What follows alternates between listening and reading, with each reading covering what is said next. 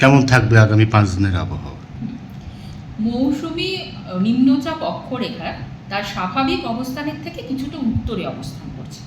ওটা আপাতত রাজস্থানের গঙ্গানগর থেকে শুরু করে মণিপুর পর্যন্ত বিস্তৃত রয়েছে। এটা ভূপৃষ্ঠের ওপরে মানে সারফেস লেভেলেই থাকে এই যে সিজনাল মনসুন ট্রাফ সেটি, এবং এটির অবস্থান এখন স্বাভাবিকভাবে যে অঞ্চল দিয়ে এটা পশ্চিমবঙ্গের ওপর দিয়ে পাস করে তার তুলনায় একটু উত্তরে রয়েছে। আর এর ঠিক ওপরে আপার লেভেলে আরেকটি নিম্নচাপ অক্ষরেখা অবস্থান করছে, সেটা ভূপৃষ্ঠ থেকে 0.9 কিলোমিটার উচ্চতায়, সেটা বিহার থেকে মণিপুর অবধি বিস্তৃত। আর সেই সঙ্গে একটা সার্কুলেশন রয়েছে, আপার এয়ার সার্কুলেশন, একটি ঘূর্ণাবর্ত রয়েছে 1.5 কিলোমিটার উচ্চতায় উত্তর বাংলাদেশের ওপরে। তো এই তিনটির প্রভাবে, এই তিনটিই রয়েছে যা স্বাভাবিকভাবে যে মানে মৌসুমি অক্ষরেখার যে পজিশন তার তুলনায় উত্তরে রয়েছে মৌসুমি অক্ষরেখা, এবং এই বাকি যে দুটি সিনপটিক কন্ডিশনের কথা বললাম সেটারও যা পজিশন সেই অনুযায়ী উত্তরবঙ্গে ভারী বর্ষণের সম্ভাবনাটা বা বেশি বৃষ্টিপাতের সম্ভাবনাটা বেশি থাকছে। এবং দক্ষিণবঙ্গের ক্ষেত্রেও দক্ষিণবঙ্গের যে জেলাগুলি উত্তরবঙ্গ সংলগ্ন সেই জেলাগুলিতে বৃষ্টির সম্ভাবনা বেশি, বৃষ্টির সম্ভাবনাটা বেশি। কিন্তু মোটামুটিভাবে এখন যা সিনপটিক সিচুয়েশন তাতে দুই বঙ্গেরই প্রত্যেকটি জেলায় আগামী 7 দিন হালকা থেকে ভারী বৃষ্টি, এই হালকা থেকে মাঝারি বৃষ্টি পাবে। হালকা থেকে মাঝারি বৃষ্টি মোটামুটিভাবে দক্ষিণবঙ্গের ক্ষেত্রে আগামী 3 দিন মোটামুটিভাবে সমস্ত জেলাতে সর্বত্রই হবে ওয়াইড স্প্রেড বৃষ্টি আগামী 3 দিন দক্ষিণবঙ্গের ক্ষেত্রেও হবে, উত্তরবঙ্গের ক্ষেত্রেও হবে হালকা থেকে মাঝারি।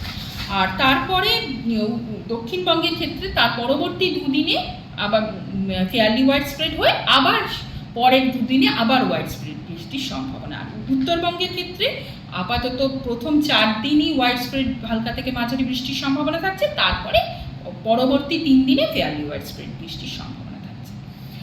এবার আসছি উত্তরবঙ্গে কোন কোন জেলায় ভারী বৃষ্টির সম্ভাবনা রয়েছে আগামী কয়েকদিনে।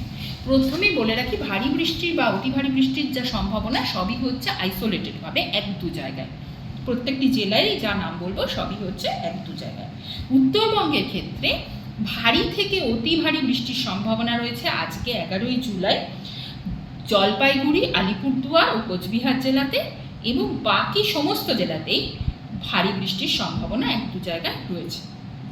12ই জুলাই ভারী বৃষ্টির সম্ভাবনা হিমালয় সংলগ্ন 5টি জেলাতে, এবং ভারী থেকে অতি ভারী বৃষ্টির সম্ভাবনা হিমালয় সংলগ্ন 5টি জেলাতে, এবং ভারী বৃষ্টির সম্ভাবনা বাকি 3টি জেলায়, মালদা, নর্থ সাউথ দিনাজপুর। 13ই জুলাই ভারী বৃষ্টির সম্ভাবনা হিমালয় সংলগ্ন 5টি জেলায় এবং তার সঙ্গে নর্থ সাউথ দিনাজপুরে। 13ই জুলাই আর অতি ভারী বৃষ্টির সম্ভাবনা কোনো জেলাতে থাকছে না, কিন্তু ভারী বৃষ্টির সম্ভাবনা সব এই মালদা বাদ দিয়ে সবকটি জেলাতেই থাকছে। 14ই জুলাই ভারী বৃষ্টির সম্ভাবনা রয়েছে জলপাইগুড়ি ও আলিপুরদুয়ার জেলাতে। তারপর উত্তরবঙ্গে আর ভারী বৃষ্টির সম্ভাবনা পরবর্তী 2 দিনে থাকছে না। আবার 17ই জুলাই গিয়ে ভারী বৃষ্টির সম্ভাবনা মূলত থাকছে কালিম্পংয়ে, এবং কালিম্পংয়ের ঠিক নিচেই আলিপুরদুয়ার জেলাতেও সেই জন্য কিছুটা ভারী বৃষ্টির সম্ভাবনা থাকছে। এইবার আসছি দক্ষিণবঙ্গে। দক্ষিণবঙ্গে আগেই বলেছি যে যা সিনপটিক সিচুয়েশন এই মুহূর্তে রয়েছে আজ এবং কাল, তার ফলে উত্তরবঙ্গ সংলগ্ন জেলাগুলিতে ভারী বৃষ্টির সম্ভাবনা বেশি থাকছে। যেটা আজকে মানে 11ই জুলাই যে জেলাগুলিতে ভারী বৃষ্টির সম্ভাবনা বীরভূম, মুর্শিদাবাদ এবং পূর্ব বর্ধমান। আগামীকাল 12ই জুলাই ভারী বৃষ্টির সম্ভাবনা মুর্শিদাবাদ এবং নদিয়া জেলাতে। 13ই জুলাই ভারী বৃষ্টির সম্ভাবনা, একটু সিনপটিক সিচুয়েশনটা চেঞ্জ হচ্ছে, তার জন্য 13ই জুলাই ভারী বৃষ্টির সম্ভাবনাটা পশ্চিমের জেলাগুলিতে বাড়ছে, মানে পুরুলিয়া, ইস্ট ওয়েস্ট বর্ধমান, বীরভূম, বাঁকুড়া এবং ওয়েস্ট বর্ধমান জেলা।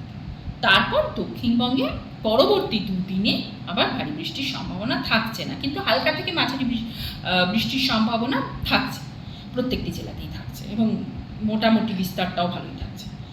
16 তারিখ যেদিন রথযাত্রা আছে ওই দিনকে সিনপটিক সিচুয়েশন যা দাঁড়াবে তাতে কোস্টাল ডিস্ট্রিক্টগুলোতে আবার ভারী বৃষ্টির সম্ভাবনা তৈরি হচ্ছে, মানে east west Midnapore, south 24 Pargana, north 24 Pargana, Howrah, এই জেলাগুলিতে ভারী বৃষ্টির সম্ভাবনা থাকছে।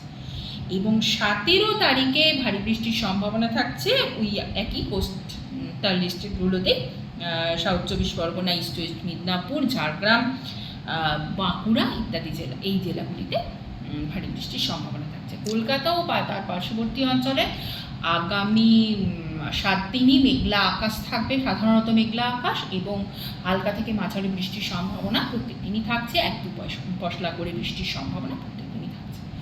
আর মোটামুটি কলকাতায় বৃষ্টি বাড়ার এর মধ্যে 16 তারিখ বা তার আগে? না, কলকাতায় মোটামুটি এখন যেরকম আজকে যেরকম দেখছেন যে 1-2 পশলা বৃষ্টির সম্ভাবনা হালকা থেকে মাঝারি, এইরকমই মোটামুটি আপাতত চলবে।